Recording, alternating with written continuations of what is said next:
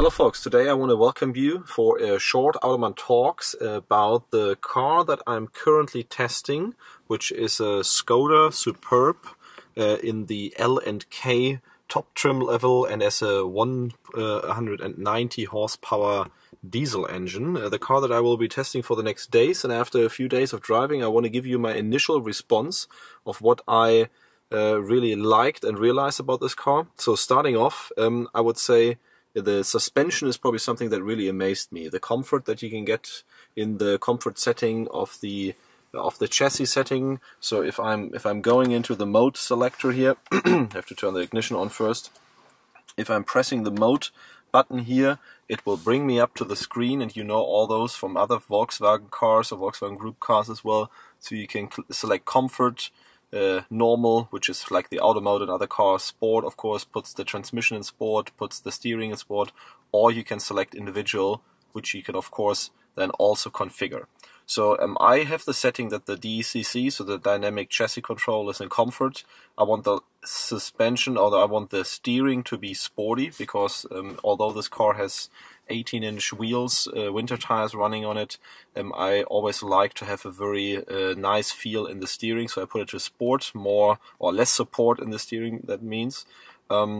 Of course, the engine should be in the normal mode. The adaptive cruise control should also be in the normal mode. If you put it to eco or whatever, it will never react, and you're not picking up the speed again once the car in front of you goes away.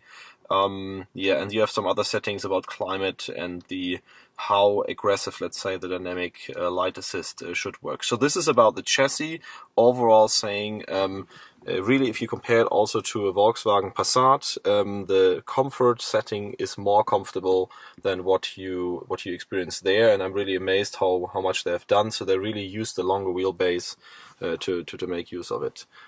Something that is of course also new in this car, or we've also already seen it in some cars, is the Apple CarPlay function. So what I've done, I connected my iPhone with the cable, that is the normal cable that you also use for charging. You just put it in the USB port, and what comes up is just a little message telling you, okay, do you want to use Apple CarPlay? And on the car you just have to once accept the Skoda Superb whatever that is popping up. And therefore you have the possibility to use some of your phone's functionalities on the built-in display. So I would say it's probably in the beginning, this tool. I mean, specifically once we're looking at music, I mean, you can also use that with audio streaming and others. If I now go into it, you of course can browse your playlist that you have, or you can go through all the songs that you have purchased that are in iTunes. But on the other hand, of course, I mean, this is partly already available. A tool that's pretty interesting is probably if you go into the maps section.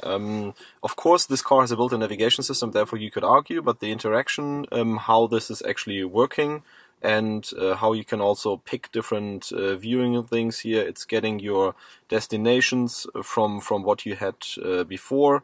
Where you're driving before, for example, I was driving to ECC Rent, or I was driving to Hanover in that case, so it's picking up those destinations. So if you're saying, okay, I want to go to ECC Rent, you can also pick the routes and saying start, and it will give you the navigation to this place. I would also say cars that don't have a navigation system built, and this probably makes most sense. I mean, as we have here, of course, all the other menus and can get to the built-in navigation system, which is of course a very high class, a premium system. I would say it probably makes more sense for, let's say, lower spec cars. So next thing that really, let's say, caught my attention on this car, I would say, is the resolution of displays.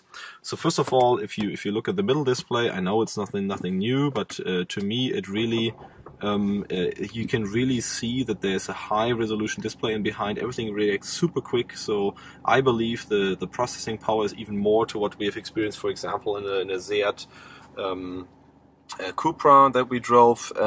This is carried over from the new Passat, so the processing power on the back, everything is good.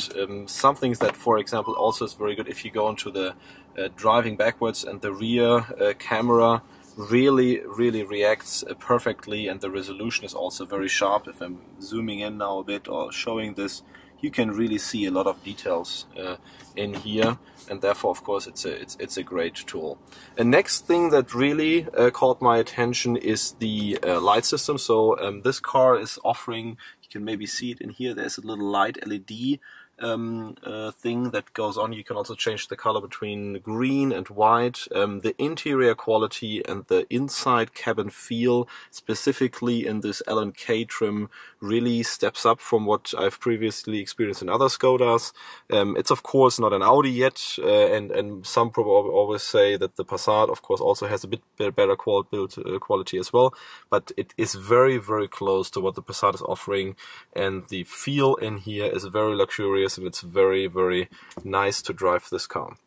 So I hope you're enjoying this first, let's say, first impression of the car that I'm having. I will be uploading more videos in the next days, maybe even going into more detail with the techniques and the features. Simply clever features is the keyword here on this car, and hope to talk to you soon.